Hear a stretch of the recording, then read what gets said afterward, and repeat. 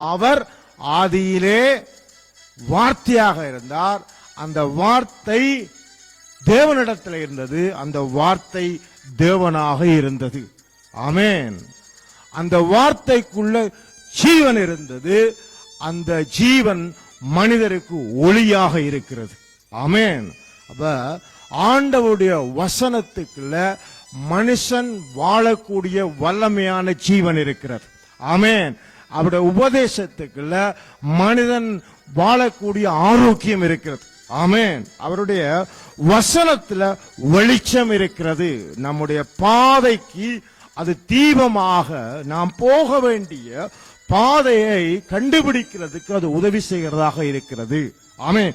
நாம் இருள் நடவாதபடிக்கு ஜீவ ஒளியை அடைந்திருக்கிறதுக்கு அவருடைய வசனம் நமக்கு அவசியமாக இருக்கிறது. ஆமென்.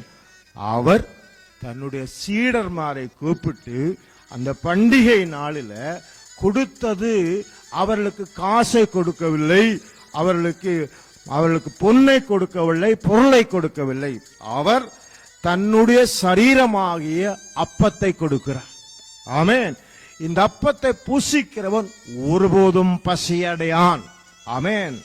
நம்முடைய ஆத்மாவில் அநேக பசி இருக்கிறது. ஆமென். அநேக வேற்றிடம் இருக்கிறது, அநேக கவலைகள் இருக்கிறது, ஆசைகள் இருக்கிறது, அநேக ஏக்கங்கள் இருக்கிறது. ஆத்மா சில வேளையில அங்கலாய்க்கிறது. ஆத்மாவில் சில வேளையில நிம்மதி இருப்பதில்லை. ஆத்மா அலைகிறதாக இருக்கிறது. ஆத்மா பலதை யோசித்து பயப்படுகிறதாக இருக்கிறது. ஆனால் ஆண்டவருடைய அப்பமாகிய தேவனுடைய ஜீவனாகிய அந்த வசனத்தை நாம் ஏற்றுக்கொண்டு அதில் நாம் நம்மை பழக்குவிக்கும் போது என்னுடைய அப்பத்தை புசிக்கிறவன் பசியடையான், ஒருபோதும் அவனுக்கு வறுமை இருக்காது. ஆமென். அவன் நிரப்பப்பட்டிருப்பான். ஆமென். அவன் ஜீவனாலே ஆளுகை செய்யப்பட்டிருப்பான். அவனுக்குள்ள சந்தோஷம் இருந்து கொண்டே இருக்கும். அவனுக்குள்ள சமாதானம் நதியை போல இருந்து கொண்டே இருக்கும். அவனுக்குள்ள தைரியமும் இருக்கும், பலமும் இருக்கும். அவன் வல்லமையான ஒரு வெளிச்சமாக இந்த பூமியிலே அவனால் நடமாட முடியும். ஆமென். என்னை புசிக்கிறவன் ஒருபோதும் பசி அடையான். ஆமென். அப்ப ஆண்டவருடைய சத்தியமாக வேத வசனத்தை புசிக்க வேண்டும், நாம் ரசிக்க வேண்டும், ருசிக்க வேண்டும். புசித்து அதற்கு கீழ்ப்படியும் போது தேவன் நம்மோடு கூட இருக்கிறவராக இருக்கிறார். ஆமென்.